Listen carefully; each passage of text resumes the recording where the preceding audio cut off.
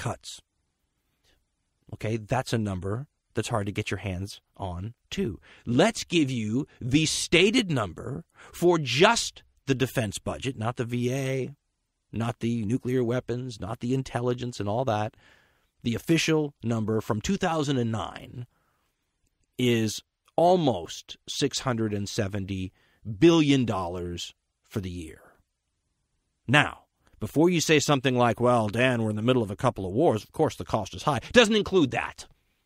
Those are supplemental war-fighting bills that are outside of that parameter, just as the VA is outside of that parameter, and the intelligence is outside of that parameter, and the nuclear weapons that are part of the agricultural budget are out of that parameter. That's not even a real number, but it's $670 billion annually anyway. Ladies and gentlemen, in the grand scheme of things, that's a third of the pie, especially when you add in the nukes and the intelligence and the long-term costs and everything, the warfighting costs, easily a third of the pie. That's where the money is. How much money are we spending compared to other powers? To go back to that idea of what the Brits tried to do, to give themselves a rational baseline for how much is enough, how much is not enough, and how much is too much in terms of maintaining your position as the, global superpower.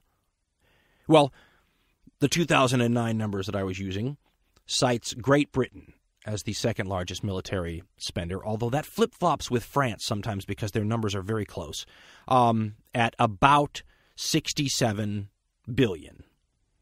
So our unreal, not taking into account huge parts of the military expenditure budget or the wars, is just under $670 billion per year, and the next strongest power, Great Britain, is spending $67 billion. And I'm not any sort of a authority at all on the way Britain's budgetary policies work. I would only assume, just based on common sense, that they are not doing with their budget what we are, in ours. It's an unusual thing to do in a democracy. And so I assume that the British number is actually more representative of, their actual defense spending than ours is. So if you add maybe, let's just play around with a small number, something I will understate here almost certainly, an extra $100 billion a year, and say that number is $770 billion a year. Now you compare that to the number two spender, and they're spending $67 billion. All right. What about the next military powers? The UK, France, China, and the Russian Federation. All of them together spend less than half of what we spend. Now, how does that stack up with the British idea from the 19th century that their fleet should be as strong as the next two fleets put together? What if we adopted that exact same rule to maintain our levels of hegemony? Now, remember something. The Brits were doing this when they actually were at the ascendancy. We're crafting this policy when we're on the way down.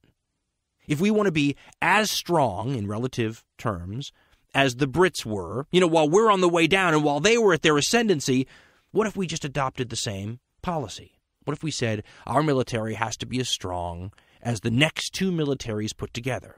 That would be Great Britain and France. That would mean spending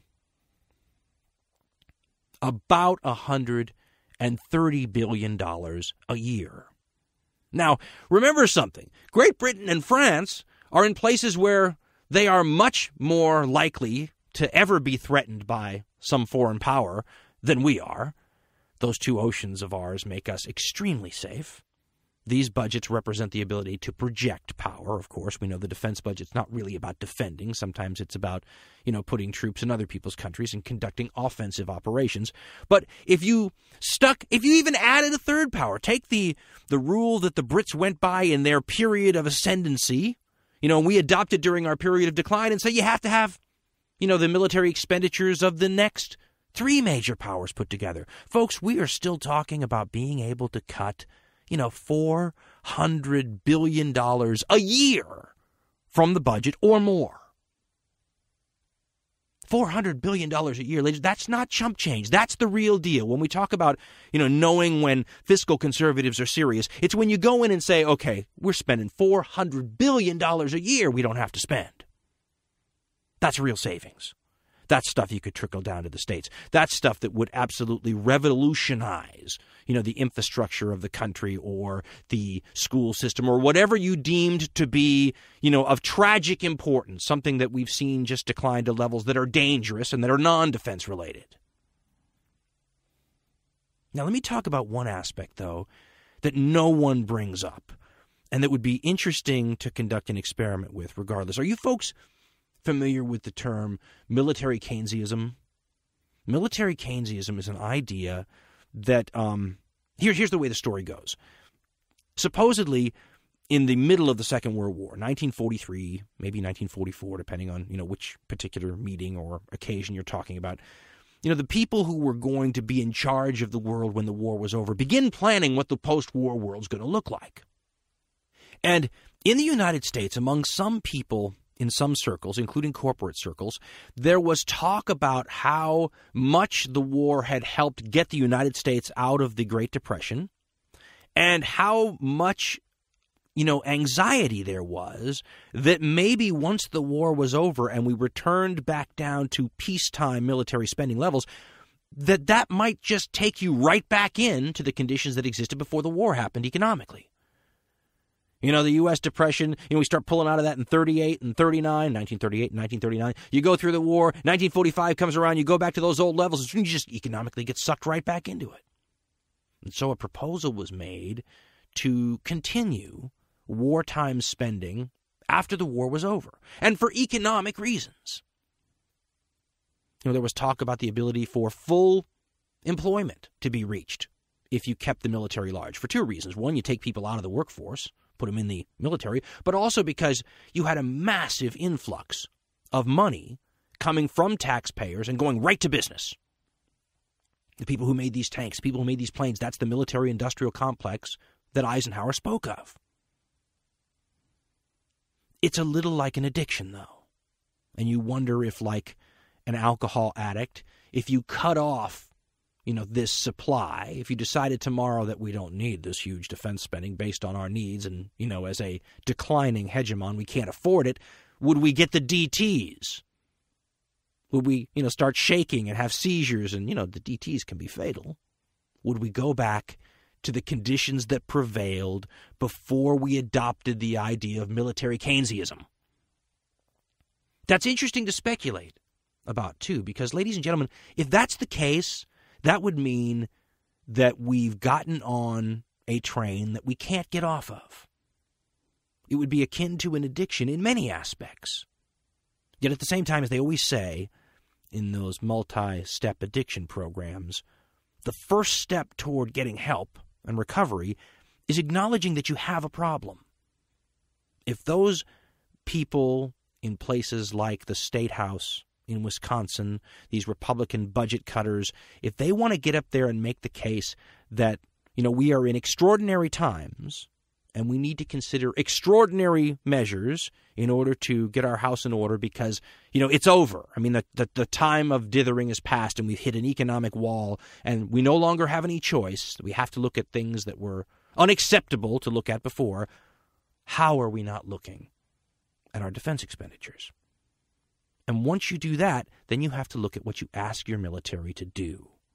Remember, the defense expenditures are there to provide your military with the ability to do what you tell it to do. And if you're telling the designer of James Bond's car they need to be able to do anything, well then, that's an unrealistic approach. There's no amount of money that's going to adequately fund you. You can always go up and say that our troops don't have what they need. If instead you do what the Brits did and set some sort of a baseline and say, what is it we're expecting our people to do? You can then decide what level of spending you need to do to make them capable of achieving that goal.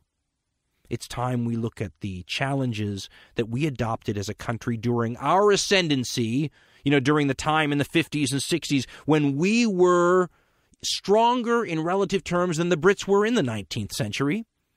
That's when we adopted those commitments. It's time, just as those Republican governors in places like Wisconsin say, it's time for them to look over the commitments they made domestically. Well, it's time to look over the commitments we made internationally.